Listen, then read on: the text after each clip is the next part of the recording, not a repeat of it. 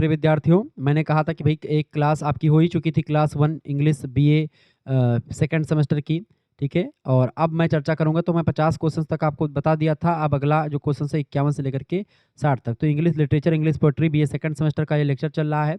Objective 50 questions आपके हो चुके थे, तो क्लास 1 आपकी हो चुकी प्रैक्टिस सेट 1 की।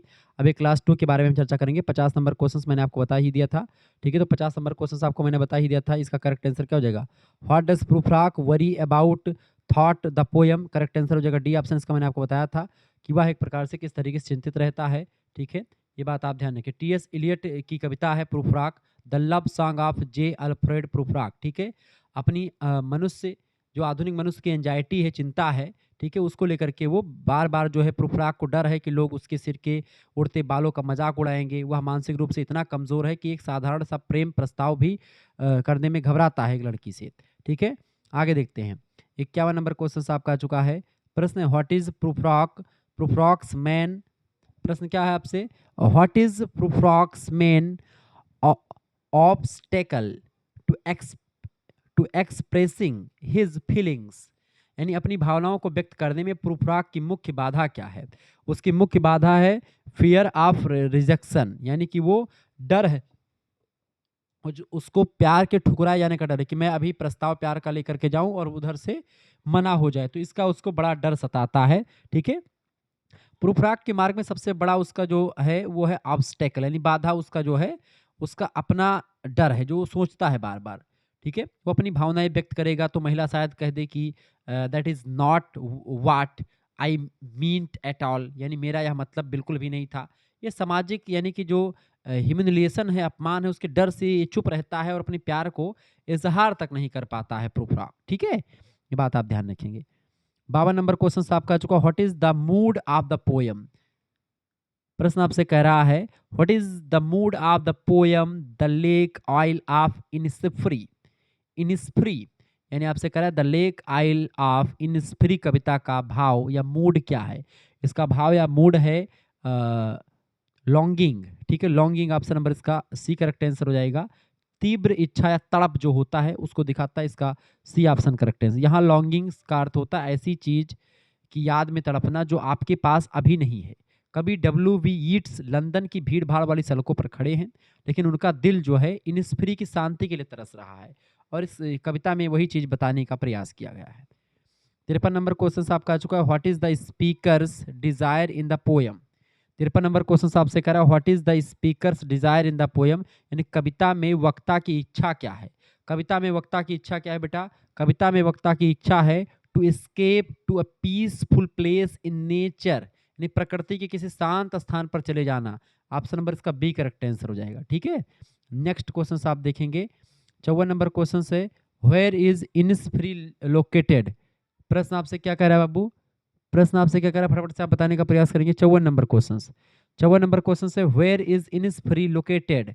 इनिस्फ्री कहाँ स्थित है? इनिस्फ्री जो है ये आयरलैंड में स्थित है। आयरलैंड की लॉग गिल झील में एक वास्तविक छोटा सा द्वीप है। यहाँ ईट्स के लिए नॉस्टेल्जिया, यानी पुरानी यादों का मोह का प्रतीक है ये बात आप ध्यान रखें। तो ये कहाँ पर है बेटा? ये है आयरलैंड में। ऑप्शन नंबर इसका बी करेक्ट आंसर होगा, वहां जाने की बात। 55 नंबर क्वेश्चन आप देखेंगे महोदय। प्रश्न है विच of the following sound does the poet not mention? प्रश्न आपसे कह रहा है with which of the following sounds does the poet not mention, यानी कवि निम्नलिखित में से किस ध्वनि का उल्लेख नहीं करता है? तो mood of cows, mooing of cows का, यानी गायों का रंभाना, इसका जो है कवि कविता में कवि मधुमक्खियों के छत्ते, गाते हुए झींगुरों की आवाज का जिक्र करता है, लेकिन गायों का कोई वर्णन यहाँ पर नहीं करता है। तो मूइंग ऑफ काउज ऑप्शन नंबर इसका बी करेक्ट आंसर होगा, इसका वर्णन नहीं करता। 56 नंबर क्वेश्चन आपका आ चुका। What does the speaker to do on Innisfree? प्रश्न आपसे कह रहा है कि व्हाट इज, प्रश्न क्या है कि वक्ता इनिस्फ्री पर क्या करने की इच्छा रखता है, ठीक है? क्या करने की उसकी जो है चाहत है। 56 नंबर का करेक्ट आंसर क्या हो जाएगा? वक्ता इनिस्फ्री पर क्या करने की इच्छा रखता है, तो वह जो है क्या करने की इच्छा रखता है? बिल्ड आ हाउस, यानी वहां पर वो एक छोटा सा केबिन या घर बनाना चाहता है, ठीक है? प्लांट फ्लावर्स, यानी कि वो सेम की फलियां उगाना चाहता है। प्लांट बीन्स, ठीक है? प्लांट फ्लावर्स उगाना चाहता है। फिश की अगर बात की तो वो एक प्रकार से वहाँ पर मछली भी पालन करना, यानी आप the all of the D option इसका करेक्ट आंसर होगा। 57 नंबर क्वेश्चन से आपका आ चुका प्रश्न है, which of the following best describes the tone of the lake. प्रश्न क्या पूछा गया आपसे बाबू? प्रश्न पूछा गया है यहाँ पर आपसे, प्रश्न है कि which of the following best describe the tone of the lake isle of Innisfree. The lake isle of Innisfree, बताएं 57 नंबर का करेक्ट आंसर क्या हो जाएगा? कविता की टोन स्वर का सबसे अच्छा वर्णन कौन करता है? तो कौन करता है बेटा? वो करता है आपका डी ऑप्शन, नॉस्टैल्जिक, यानी अतीत की यादों से भरा हुआ। ऑप्शन नंबर इसका डी करेक्ट आंसर होगा। 58 नंबर क्वेश्चन से which of the following best describes the tone of church going. प्रश्न 58 नंबर क्वेश्चन आपसे करा कि which of the following best describe the tone of church going. Church going कविता की टोन कैसी है? तो इसकी टोन कैसी बेटा? कॉम्पलेटिव है। क्या कैसी है? कॉन्टेम्पलेटिव, कंटेम्पलेटिव यानी गहराई से विचार करने वाला। सी ऑप्शन इसका करेक्ट आंसर हो जाएगा। फिलिप लार्किन की कविता है ये बात आप ध्यान रखेंगे। आगे देखते हैं, अगला क्वेश्चन आपका आ चुका है 59 नंबर क्वेश्चन आपकी स्क्रीन पर आ चुका है बेटा। अच्छा, ये बताएं कि द लव सॉन्ग ऑफ जे, ये पुस्तक किसने लिखी? तो अल्फ्रेड प्रूफ्राक की पुस्तक है। अल्फ्रेड प्रूफ्राक, मतलब ये पुस्तक the love song of J, Alfred Prufrock पुस्तक किसने लिखी है? टी.एस. एलियट ने लिखी है। ठीक है, ये सब चीज़ें ध्यान रखेंगे, प्रश्न परीक्षा में पूछा जाता रहता है।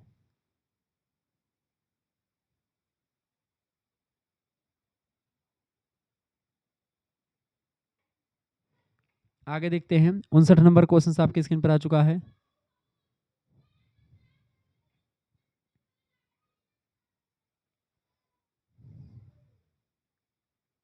59 नंबर क्वेश्चन क्या आपसे पूछा गया है? What are the first 8 line of sonnet called. बताएं, प्रश्न आपसे क्या पूछा गया, फटाफट से आप बताने का प्रयास। 59 नंबर क्वेश्चन आपसे क्या करे बाबू? 59 नंबर क्वेश्चन आपसे क्या करे, फटाफट से आप बताने का प्रयास करेंगे। 59 नंबर 59, बताएं 59 नंबर क्वेश्चन से आपका सोनेट की पहली 8 पंक्तियों को क्या कहा जाता है? उसी को ऑक्टेव कहते हैं। ऑप्शन नंबर इसका ए करेक्ट आंसर होगा। ठीक है, पेट्रार्कन सोनेट के पहले 8 छंदों को ऑक्टेव और अंतिम 6 छंदों को सेस्टेक्ट कहते हैं। ठीक है, सेस्टेट। ऑप्शन नंबर इसका करेक्ट आंसर क्या हो जाएगा? जो है ए ऑप्शन। ठीक है, ए ऑप्शन करेक्ट आंसर होगा। अगला क्वेश्चन 60 नंबर क्वेश्चन है, the Italian sonnet is also known as. 60 number, Italian sonnet को इस नाम से भी जाना जाता है, इसको पेट्रार्कन सोनेट भी कहते हैं। सी ऑप्शन इसका करेक्ट आंसर हो जाएगा। अगला 61 नंबर क्वेश्चन आपका आ चुका है, elegy is mostly written in. बताएं, elegy is mostly written in. 61 number, शोक गीत, एलिगी को शोक गीत कहते हैं। तो मुख्य रूप से किस में लिखा जाता है ये? तो ये उत्तम पुरुष शैली में, मैं शैली में लिखा जाता है, फर्स्ट पर्सन में लिखा जाता है। ऑप्शन नंबर इसका ए करेक्ट आंसर हो जाएगा। ठीक है, चूंकि शोक गीत व्यक्ति खुद के बारे में लिखता है, जैसे आंसू। 62 नंबर क्वेश्चन से आपका pastoral elegy is mostly about. 62 number question से आपका pastoral elegy is mostly about. Pastoral elegy मुख्य रूप से किसके बारे में होती है? तो ये मृत चरवाहों के बारे में होती है। बी ऑप्शन करेक्ट आंसर हो जाएगा। ठीक है, डेड शेपर्ड, इसमें कवि और मृतक दोनों को चरवाहों के रूप में दिखाया जाता है, जैसे मिल्टन की जो है लाइक डॉस वो। ठीक है, 63 नंबर क्वेश्चन से the regular ode is also known as. प्रश्न आपसे कह रहा है 63 नंबर प्रश्न क्या कह रहा है? नियमित ओड यानी संबोधन गीत को क्या कहा जाता है? तो बताएं, संबोधन गीत को कहा जाता है क्या? पिंडारी कोड कहते हैं उसको। ए ऑप्शन करेक्ट आंसर होगा, पिंडारी कोड। कभी पिंडर के नाम पर इसको पिंडारी कोड कहा जाता है, ये बात भी ध्यान रखेंगे। 64 नंबर क्वेश्चन से आपका आ चुका है, what is the main subject of an epic. यानी आपसे कह रहे हैं एक महाकाव्य का मुख्य विषय क्या है? इसका मुख्य विषय क्या है बेटा? इट इज द, जबकि इसका ए और बी दोनों ऑप्शन करेक्ट आंसर हो जाएगा, यानी कि ये भी सही है और ये भी सही है। करेक्ट आंसर 64 नंबर का करेक्ट आंसर क्या हो जाएगा? सी ऑप्शन, बोथ एंड, मतलब ए एंड बी दोनों। 65 नंबर क्वेश्चन से आप देखेंगे, प्रश्न है traditional epics are also known as. 65 number प्रश्न आपका आ चुका है बाबू। 65 नंबर प्रश्न, पारंपरिक महाकाव्यों को और क्या कहा जाता है? उसको primary epics and literary epic दोनों कहा जाता है। प्राइमरी एपिक और फोक एपिक, यानी कि ए एंड सी कहा जाता है। डी ऑप्शन करेक्ट आंसर हो जाएगा, लिटरेरी नहीं कहा जाता। 66 नंबर क्वेश्चन आपका आ चुका है, what is the typical matter of a ballad. 66 number question क्या कह रहा है आपसे? एक बैलेड का विशिष्ट छंद या लय क्या है? वो है आपका टेट्रामीटर, यानी कि एकांतर रूप में टेट्रामीटर और ट्राई मीटर की पंक्तियां। ऑप्शन नंबर इसका सी करेक्ट आंसर हो जाएगा। C option is right. Ballad quatrain 4 पंक्तियों का होता है, जहां लय यानी आयम्बिक होती है, ये बात आप ध्यान रखेंगे। 67 नंबर क्वेश्चन से व्हाट इज बैलेड? बैलेड क्या है? Ballad a type of poem और सॉन्ग, यानी एक प्रकार की कविता या गीत जो कहानी सुनाता है उसी को बैलेड कहते हैं। इसका बी ऑप्शन करेक्ट आंसर हो जाएगा। नेक्स्ट क्वेश्चन आप देखेंगे, 68 नंबर प्रश्न आपका आ चुका है, which of the following is a characteristics of lyrical poetry? यानी आपसे कह रहा है कि लिरिकल पोएट्री या लिरिक पोएट्री की विशेषता क्या है इनमें से? तो लिरिक पोएट्री की विशेषता है आपका क्या? व्यक्तिगत अभिव्यक्ति और भावनाएं, यानी कि personal expression and emotion. C option इसका बिल्कुल करेक्ट आंसर हो जाएगा। आगे 69 नंबर क्वेश्चन आप देखेंगे, प्रश्न which literary form is often associated with the lyric? 69 number question क्या है आपका, which literary forms is often associate with the lyric? कौन सा साहित्यिक रूप अक्सर लिरिक से जुड़ा हुआ होता है? तो है सोनेट, ऑप्शन नंबर इसका बी, सोनेट करेक्ट आंसर हो जाएगा। सोनेट जो होता है उस सोनेट भी भावनाओं की व्यक्तिगत अभिव्यक्ति होती है, इसलिए यह भी लिरिक का एक रूप होता है सोनेट। ठीक है, ये बात आप ध्यान रखेंगे। 70 नंबर क्वेश्चन आपकी स्क्रीन पर आ चुका, फटाफट से आप देखने का प्रयास करेंगे। 70 नंबर क्वेश्चन आपसे क्या करे बाबू, फटाफट से आप बताने का प्रयास। 70 नंबर क्वेश्चन आपसे कह रहा है,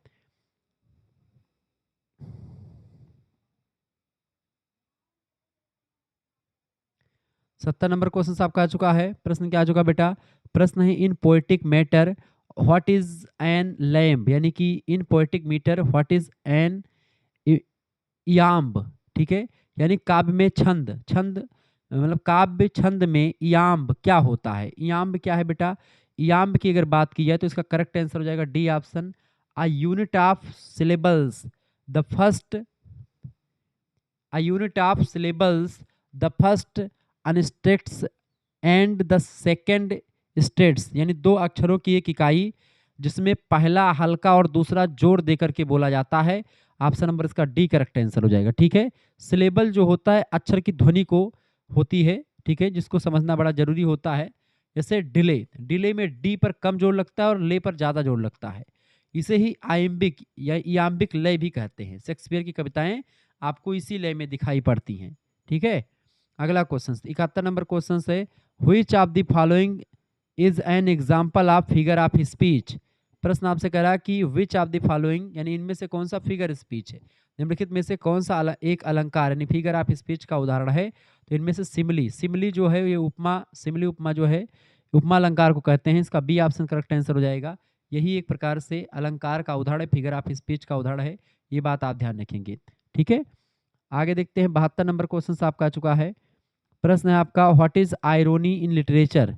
बताएंगे what is irony, irony in literature, यानी कि साहित्य में आयरनी यानी जिसको विडंबना कहते हैं वो क्या होता है? आयरनी मानी विडंबना, वो होता है आपका B option, a situation, a situation in which the outcome is the opposite of what is expected, यानी एक ऐसी स्थिति जिसमें परिणाम उम्मीद के बिल्कुल उल्टा होता है। इसका बी ऑप्शन बिल्कुल करेक्ट आंसर हो जाएगा। आगे बढ़ते हैं, अगला क्वेश्चन आपका आ चुका है यहाँ पर 73 नंबर प्रश्न आप देखेंगे महोदय। प्रश्न है in poetic language what is inversion? प्रश्न आपसे क्या कह रहा है 73 नंबर का? प्रश्न कह रहा है कि in poetic language what is inversion, यानी कि काव्य भाषा में इन्वर्जन का क्या मतलब होता है? इन्वर्जन का मतलब होता है बेटा, बी ऑप्शन में दिया हुआ है आपका, इन्वर्जन का मतलब होता है a grammatical structure in which the normal word order is reversed for emphasis और पोएटिक इफेक्ट, यानी एक व्याकरणिक ढांचा जिसमें शब्दों या समान शब्दों के क्रम को काव्य प्रभाव के लिए उलट दिया जाता है। ऑप्शन नंबर इसका बी करेक्ट आंसर हो जाएगा। 74 नंबर प्रश्न आपका आ चुका है, what is negative capability in literature? यानी कि प्रश्न आपसे कह रहा है कि जो है साहित्य में निगेटिव कैपेबिलिटी क्या होती है? तो what is negative capability in literature? Correct answer हो जाएगा बी ऑप्शन आपका, the ability of the ability the inability. प्रश्न क्या है? बी ऑप्शन इसका करेक्ट आंसर हो जाएगा, the ability of embrace uncertainty and ambiguity without reaching for logical explanations of resolution, यानी कि तार्किक स्पष्टीकरण खोजे बिना अनिश्चितता और अस्पष्टता को स्वीकार करने की क्षमता को साहित्य में निगेटिव कैपेबिलिटी कहा जाता है। इसका बी ऑप्शन करेक्ट आंसर होगा। 75 नंबर प्रश्न आपकी स्क्रीन पर आ चुका, फटाफट से आप देखने का प्रयास करेंगे। 75 नंबर क्वेश्चन आपका क्या आ चुका बाबू? 75 नंबर क्वेश्चन आप देखेंगे, फटाफट से वीडियो को लाइक कर दीजिएगा, चैनल पर नए हैं तो सब्सक्राइब कर दीजिएगा, सभी लोग प्लीज वीडियो को शेयर कर दीजिएगा। 75 नंबर क्वेश्चन आपसे क्या कह रहा है बाबू? 75 नंबर क्वेश्चन आपसे कह रहा है, प्रश्न है what is the primary subject of essay on man, यानी आपसे कह रहा है कि यस्से ऑन मैन का मुख्य विषय क्या है। इसका मुख्य विषय ईश्वर का अस्तित्व और ब्रह्मांड की व्यवस्था, यानी सी ऑप्शन इसका करेक्ट आंसर हो जाएगा, द एक्सिस्टेंस ऑफ गॉड। ठीक है, अलेक्जेंडर पोप इसमें मनुष्य का ईश्वर और ब्रह्मांड के साथ संबंध बताते हैं, तो अलेक्जेंडर पोप की रचना है यस्से ऑन मैन, उसमें बताया गया। 76 नंबर क्वेश्चन आपका आ चुका, how has God blessed in creation, यानी ईश्वर ने अपनी रचना को कैसे आशीर्वाद दिया है, तो समान यानी इक्वली रूप से, समान रूप से। ऑप्शन नंबर इसका सी करेक्ट आंसर हो जाएगा। ये भी अलेक्जेंडर पोप के बारे में ही प्रश्न है। Which literary forms does essay on man primarily utilize. 77 number का प्रश्न आपसे कह रहा है यस्से ऑन मैन मुख्य रूप से किस विधा में है, तो ये उपदेशात्मक कविता है, ये एक प्रकार से डिटेक्टिव पोएट्री के रूप में जानी जाती है। ठीक है, डी ऑप्शन इसका करेक्ट आंसर हो जाएगा। आगे बढ़ते हैं, 78 नंबर प्रश्न आपका आ चुका है, what is the central theme of elegy written in a country churchyard, यानी आपसे कह रहा है कि इस कविता का मुख्य विषय क्या है, elegy written in a churchyard. इसका मुख्य विषय है जीवन की क्षणभंगुरता, नश्वरता, the the transience of life. A option इसका करेक्ट आंसर हो जाएगा। अगला 79 नंबर क्वेश्चन आपका आ चुका है, in the poem what does Gray suggest about the lives of the common people buried in the churchyard. आपसे कह रहा है कि ग्रे आम लोगों के जीवन के बारे में क्या सुझाव देते हैं, तो ग्रे की बात की वो सुझाव देते हैं क्या, दे लाइव्ड अनरिमार्केबल लाइव्स, यानी कि उन्होंने साधारण यानी बिना किसी बड़ी उपलब्धि वाला जीवन जिया। ऑप्शन नंबर इसका ए करेक्ट आंसर हो जाएगा। आगे देखते हैं, अगला क्वेश्चन आपका 80 नंबर प्रश्न आपकी स्क्रीन पर आ चुका है। प्रश्न है which literary device is prominently used in elegy written in country churchyard. इस कविता में मुख्य रूप से कौन सा अलंकार है, elegy written in country churchyard में इसमें कौन सा अलंकार है, इसमें पर्सोनिफिकेशन है यानी मानवीकरण अलंकार का प्रयोग है। इसका डी ऑप्शन करेक्ट आंसर हो जाएगा। नेक्स्ट क्वेश्चन आप देखेंगे, 81 नंबर प्रश्न है आपका, for thee of mindful of thee unhonoured deed thee is used here for thee. प्रश्न कह रहा है यहाँ पर कि यहाँ जो थी शब्द है तुम, जिस शब्द किसके लिए प्रयोग हुआ है, तो ये स्पीकर यानी कि पोएट हिमसेल्फ, वक्ता कभी स्वयं के लिए अपने इस शब्द का प्रयोग करता है, स्पीकर के लिए। डी ऑप्शन करेक्ट आंसर होगा। 82 नंबर क्वेश्चन है, what is the central theme of the world is too much with us. 82 number प्रश्न आपका आ चुका है। 82 नंबर प्रश्न, इस कविता का मुख्य विषय क्या है, two words is too much with us. इस कविता का मुख्य उद्देश्य क्या है, ये वर्ड्सवर्थ की कविता है। इसका मुख्य उद्देश्य क्या है, आध्यात्मिकता का खोना, जैसे प्रकृति से अलगाव होना, द लॉस ऑफ स्पिरिचुअलिटी, यानी सी ऑप्शन इसका करेक्ट आंसर हो जाएगा। जिन बच्चों ने सी लगा दिया उनका बिल्कुल राइट आंसर है। ठीक है, वीडियो को लाइक कर दीजिएगा, चैनल पर अगर नए हैं तो प्लीज़ चैनल को सब्सक्राइब कर दीजिएगा।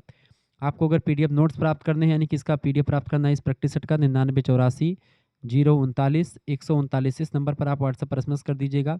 क्या एसएमएस करेंगे, अपना नाम एसएमएस कर दीजिएगा, अपनी यूनिवर्सिटी का नाम, अपने सब्जेक्ट के नेम और किस सेमेस्टर में अपना लिख करके भेज दीजिएगा। आपके पास एक क्यूआर कोड भेजा जाएगा, उसी क्यूआर कोड पर मात्र आपको 100 रुपीज़ फीस जमा कर देने होंगे। उसके बाद में आपको व्हाट्सएप ग्रुप से जोड़ा जाएगा, वहीं पर आपको लाइव क्लास की लिंक मिलेगी, वीडियो लेक्चर्स मिलेंगे, पीडीएफ नोट्स मिलेंगे, सब कुछ आपको मिलता रहेगा। ये बात आप ध्यान रखें, बहुत ही बारीकी के साथ चीज़ों को मैं समझाने का प्रयास कर रहा हूँ और बहुत ही बेहतर ढंग से मैं आप चीज़ों को आपको बताने का प्रयास करूँगा। ठीक है, इस केंद्र भेजा जाएगा, उसी पर आपको मात्र 100 रुपये फीस जमा कर देने हैं। ये 100 रुपये में आपको जियोग्राफी, पॉलिटी, हिंदी, हिस्ट्री सभी का मिल जाएगा और को करिकुलर के आपके 10 प्रैक्टिस मिल जाएंगे। ऑब्जेक्टिव के भी लिखित, मतलब ऑब्जेक्टिव को करिकुलर का ही होगा, बाकी मेजर का अगर लिखित होता है किसी विश्वविद्यालय में तो लिखित का मिल जाएगा, ऑब्जेक्टिव का मिल जाएगा, सभी सब्जेक्ट का मिलेगा। ठीक है, तो कोई दिक्कत की बात नहीं, सब कुछ आपको मिलता रहेगा। बहुत ही बारीकी के साथ मैं चीज़ों को आपको समझाने का प्रयास करूँगा। आगे देखते हैं, अगला क्वेश्चन आपकी स्क्रीन पर आ चुका है। 83 नंबर प्रश्न आपका चुका बेटा। प्रश्न है, who is often credited with who is often credited with popularization the dramatic monologue is a poetic form। यानी आपसे कह रहा है कि ड्रामेटिक मोनोलॉग को एक काव्य के रूप में लोकप्रिय बनाने का श्रेय किसी को दिया जाता है, तो रॉबर्ट ब्राउनिंग को देते हैं। इसका बी ऑप्शन करेक्ट आंसर होगा, रॉबर्ट ब्राउनिंग को। ठीक है, ये बात आप ध्यान रखेंगे। ड्रामेटिक मोनोलॉग एक ऐसी कविता है जिसमें एक अकेला पात्र स्पीकर जो होता है किसी मूक श्रोता यानी साइलेंट लिसनर को संबोधित करता है। रॉबर्ट ब्राउनिंग इसके सबसे बड़े उस्ताद माने जाते हैं। 84 नंबर क्वेश्चन आपका आ चुका है। प्रश्न, which famous poem by Robert browning, बताएं। प्रश्न पूछा गया which famous poem by Robert browning is considered one of the earliest and most influential dramatic monologues. Robert browning की कौन सी प्रसिद्ध कविता सबसे शुरुआती और प्रभावशाली ड्रामेटिक मोनोलॉग मानी जाती है? इसका राइट आंसर हो जाएगा B option, my last duchess. My last duchess जो है, ये जो है इनकी बड़ी फेमस मानी जाती है रचना। ठीक है, एक इटवली ड्यूक और अपनी मृत पत्नी की तस्वीर देखते हुए अपनी क्रूरता और ईर्ष्या को अनजाने में प्रकट कर देता है इस रचना के माध्यम से। 85 नंबर क्वेश्चन आपका आ चुका है। Which term refer to a story और image that has both a literal and symbolic meaning. 85 number प्रश्न क्या हो जाएगा, इसका करेक्ट आंसर हो जाएगा, बताएं। बिम term refers to a story or image that has both a literal and symbolic meaning. वह कौन सा शब्द है जो उस कहानी या चित्र को दर्शाता है जिसका एक शाब्दिक यानी लिटरल और एक प्रतीकात्मक यानी सिंबॉलिक अर्थ होता है? उसको दर्शाता है एलिगरी यानी रूपक कथा। डी ऑप्शन इसका करेक्ट आंसर है, एलिगरी। एलिगरी जो होता है उसमें कहानी के पात्र अक्सर किसी विचार या प्रतीक होते हैं, विचार का प्रतीक होते हैं, जैसे लालच या ईमानदारी। ठीक है, ये सब इसी के प्रतीक माने जाते हैं। 86 नंबर क्वेश्चन से व्हिच लिटरेरी, व्हिच प्रश्न क्या है आपका, 86 नंबर प्रश्न आपसे पूछा जा रहा है। 86 नंबर क्वेश्चन से आपका क्या पूछा जा रहा है बेटा? 86 नंबर क्वेश्चन आपसे क्या कह रहा है, फटाफट से आप बताने का प्रयास करेंगे। 86 नंबर क्वेश्चन आपसे कह रहा है which literary device is often used to create allegory, यानी which literary device often used to create allegory. Allegory माने रूपक कथा। एलिगरी बनाने के लिए अक्सर किस साहित्यिक साधन का उपयोग किया जाता है? तो मेटाफर एंड रूपक का प्रयोग करते हैं। इसका बी ऑप्शन बिल्कुल करेक्ट आंसर होगा 86 का। ठीक है, मेटाफर क्या है? जब हम एक चीज को दूसरी चीज जैसा बताने के बजाय उसे सीधे वही चीज कह देते हैं तो उसे मेटाफर कहते हैं। जैसे कि the world is a stage, यानी दुनिया एक रंगमंच है। यह दुनिया की तुलना रंगमंच से की गई बिना लाइक या आयस के कि उसके जैसी है। दुनिया एक रंगमंच है सीधे कह दी गई, तो यहाँ पर कौन सा अलंकार है? यहाँ पर मेटाफर अलंकार है। ठीक है, एलिगरी से इसका संबंध ये, तो दरअसल एक एक्सटेंडेड मेटाफर यानी लंबा खिंचा हुआ रूपक जो होता है, रूपक अलंकार एक छोटी कविता कहानी में जब हर पात्र और घटना किसी गहरे विचार जैसे पाप पुण्य लालच या न्याय का प्रतिनिधित्व करती हैं तो उसे एलिगरी कहा जाता है। ठीक है, ये बात आप ध्यान रखेंगे। आगे देखते हैं।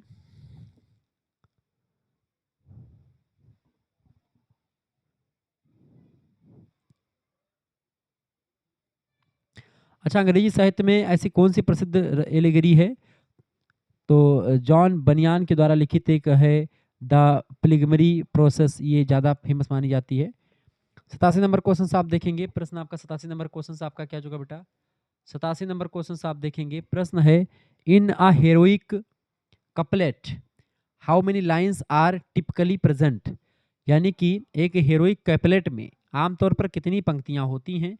तो इसमें आमतौर पर 2 पंक्तियां होती हैं, तो ऑप्शन नंबर बी में 2 पंक्तियां दी हुई हैं, बी ऑप्शन लगा दीजिएगा। कपलेट का मतलब होता है 2 पंक्तियां, कपलेट का मतलब ही 2 पंक्तियां होती हैं। जब ये पंक्तियां आयम्बिक पेंटामीटर में हो और आपस में तुकबंदी यानी राइम करें तो उन्हें हेरोइक कहा जाता है। ठीक है, इसका करेक्ट आंसर क्या हो जाएगा? बी ऑप्शन, इसका 2 पंक्तियां करेक्ट आंसर हो जाएगा।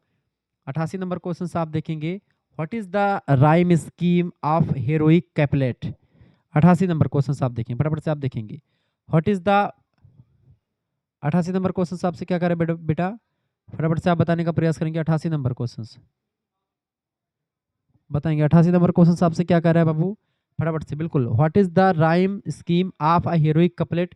इसका राइट आंसर क्या हो जाएगा? इसका राइट आंसर हो जाएगा हेरोइक कपलेट की तुकबंदी योजना राइम स्कीम जो होती है वो होती है AABB। ऑप्शन नंबर इसका ए करेक्ट आंसर होगा AABB। ठीक है, AABB करेक्ट आंसर हो जाएगा। ठीक है,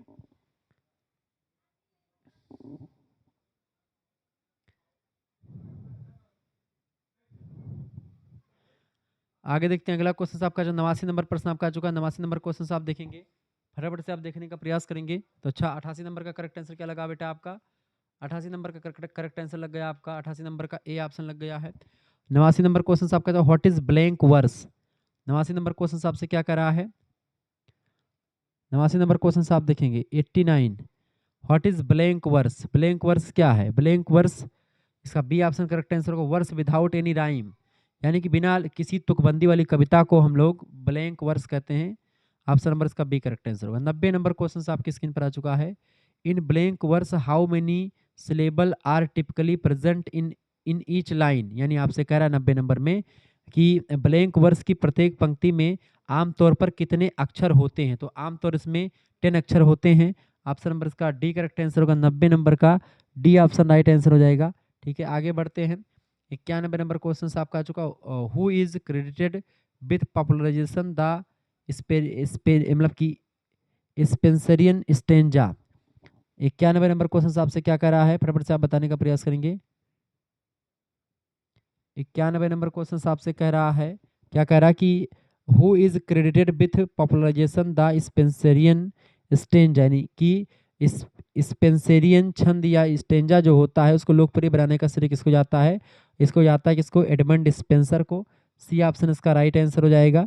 ठीक है, ये 9 पंक्तियों का एक विशिष्ट स्टेंजा होता है। इसका आविष्कार एडमंड स्पेंसर ने किया था और उनकी महान रचना है द फेयरी क्वीन। उसी में उसने खूब अच्छे तरीके से लिखा है। इसकी पहली 8 पंक्तियाँ आयम्बिक पेंटामीटर यानी 10 अक्षरों वाली होती हैं, लेकिन इसकी 9वीं और अंतिम पंक्ति थोड़ी लंबी होती है, 12 अक्षरों वाली जिसको आप कह सकते हैं। तुकबंदी जो होती है राइम स्कीम बहुत कसी हुई होती है, ABA BBC इस तरीके से चलती रहती है। आगे 92 नंबर क्वेश्चन आपका आ चुका है। What is the rhyme scheme of the Spenserian stanza. इसका करेक्ट 92 नंबर का करेक्ट आंसर क्या हो जाएगा? इसका बिल्कुल राइट आंसर क्या हो जाएगा? 92 नंबर बताएं। 92 फटाफट से आप बताने का प्रयास करेंगे। What is rhyme scheme of the Spenserian stanza. Spenserian छंद की तुकबंदी योजना जो है ABA BBC ए ऑप्शन इसका करेक्ट आंसर हो जाएगा। ठीक है, इसमें कुल 9 पंक्तियां होती हैं। ठीक है, ये बात आप ध्यान रखेंगे। आगे देखते हैं अगला क्वेश्चन आपकी स्क्रीन पर आ चुका है। 9वां नंबर प्रश्न आपकी स्क्रीन पर, सॉरी 93 नंबर क्वेश्चन आपका आ चुका है। फटाफट से आप देखने का प्रयास करेंगे। सभी लोग देखने का प्रयास करेंगे, वीडियो को लाइक और शेयर भी कर दीजिएगा। 93 नंबर क्वेश्चन।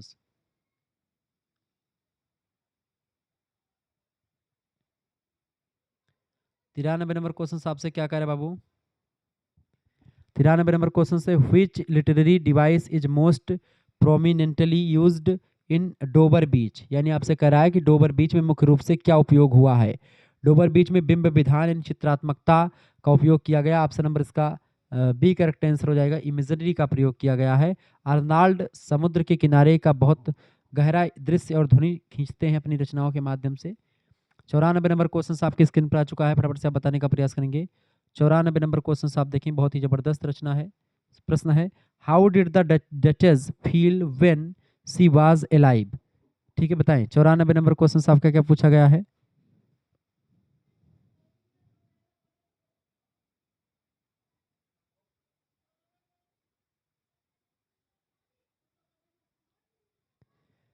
चौरानबे नंबर क्वेश्चन आपका क्या चुका? How did the duchess feel when she was alive. Duchess जब जीवित थी तब उसे कैसा महसूस होता था? 94 number.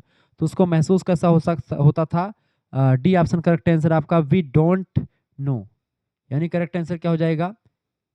Kavita my last duchess में ड्यूक कहता है कि वह हर छोटी चीज से खुश हो जाती थी। विकल्पों के अनुसार अगर देखें तो केयरफुल होना चाहिए था, परंतु यहाँ पर विकल्पों में डी या ए संदर्भ पर निर्भर करता है। ड्यूक उसे पसंद नहीं करता था। ठीक है, तो यहाँ पर आपका डी ऑप्शन लगा दीजिएगा। 94 नंबर का डी ऑप्शन करेक्ट आंसर हो जाएगा। 95 नंबर क्वेश्चन से what is the central theme of my last duchess. बताएं 95 नंबर। इस कविता का मुख्य विषय क्या रहा है? इस कविता का मुख्य विषय रहा है आपका B option the dangers of jealousy and possessiveness, पैसिस मतलब कि पॉजिटिवनेस। ऑप्शन नंबर इसका बी करेक्ट आंसर है। ईर्ष्या और अधिकार जमाने की प्रवृत्ति में के खतरे। 96 नंबर क्वेश्चन आपकी स्क्रीन पर आ चुका है, फटाफट से आप देखने का प्रयास करेंगे। 96 नंबर क्वेश्चन आपका दिया हुआ है, फटाफट से आप बताएंगे। वीडियो को लाइक कर दीजिए, चैनल पर नए तो सब्सक्राइब कर दीजिएगा। In the poem what happened to the speaker last duchess, प्रश्न आपसे क्या कह रहा है, कविता में वक्ता की लास्ट डचेस यानी पिछली पत्नी के साथ क्या हुआ था। तो वह एक प्रकार से बी ऑप्शन करेक्ट आंसर इसका हो जाएगा 96 नंबर का बी ऑप्शन, यानी कि she was murdered by the speaker, यानी कि करेक्ट आंसर का जगह बी ऑप्शन इसका, वक्ता ने ड्यूक के द्वारा उसकी हत्या करवा दी गई थी। ये रॉबर्ट ब्राउनिंग की कविता है माई लास्ट डचेस, एक ड्रामेटिक मोनोलॉग है, नाटकीय एकालाप है। इसमें ड्यूक ऑफ फेरारा अपनी दिवंगत पत्नी डचेस की पेंटिंग एक दूत यानी इनोवी को दिखा रहा है। हत्या का संकेत ये है कि कविता में ड्यूक सीधे तौर पर यह नहीं कहता कि मैंने उसे मार दिया है, लेकिन इन पंक्तियों का उपयोग करता है, I have commands then all smiles stopped together, यानी कि मैंने आदेश दिए और फिर सारी मुस्कान एक साथ रुक गई। ठीक है, तो यानी कि वो ड्यूक जो है एक अत्यंत अहंकारी और अधिकार जताने वाला व्यक्ति था। उसे पसंद नहीं था कि उसकी पत्नी किसी मामूली उपहार या किसी अजनबी की प्रशंसा पर उतनी ही खुशी से मुस्कुराई जितनी खुशी वह ड्यूक के 900 साल पुराने नाम पर जताती थी। ठीक है, तो इस तरीके से चीज़ें यहाँ पर होती रहती। बड़ा ज़बरदस्त प्रश्न है आपका। अगला क्वेश्चन आपका आ चुका 97 नंबर क्वेश्चन आपकी स्क्रीन पर आ चुका है। 97 नंबर क्वेश्चन आप देखें बाबू। प्रश्न है विच literary device is most prominently used my last duchess, यानी कि माई लास्ट डचेस में मुख्य रूप से किस साहित्यिक अलंकार का प्रयोग किया गया है। तो इसमें आयरोनी यानी विडंबना का प्रयोग किया गया। ए ऑप्शन इसका करेक्ट आंसर हो जाएगा। 98 नंबर क्वेश्चन आपका आ चुका है। प्रश्न है which of the following best describes the tone of the love song of J Alfred Prufrock. 98 number question आपसे क्या कह रहा है बाबू, 98 नंबर क्वेश्चन आपसे कह रहा है, फटाफट से आप बताने का प्रयास करेंगे। Which of the following best describe the tone of the last song of J Alfred Prufrock, यानी निम्नलिखित में से कौन सा विकल्प the long song of the love song of J Alfred Prufrock की टोन इन लहजा या स्वर का सबसे अच्छा वर्णन करता है। करेक्ट आंसर हो जाएगा इसका, ठीक है, बी ऑप्शन इसका बिल्कुल राइट आंसर हो जाएगा, यानी कि उदासी भरा, बी ऑप्शन इसका, यानी कि मेलनचोलिक, बी ऑप्शन।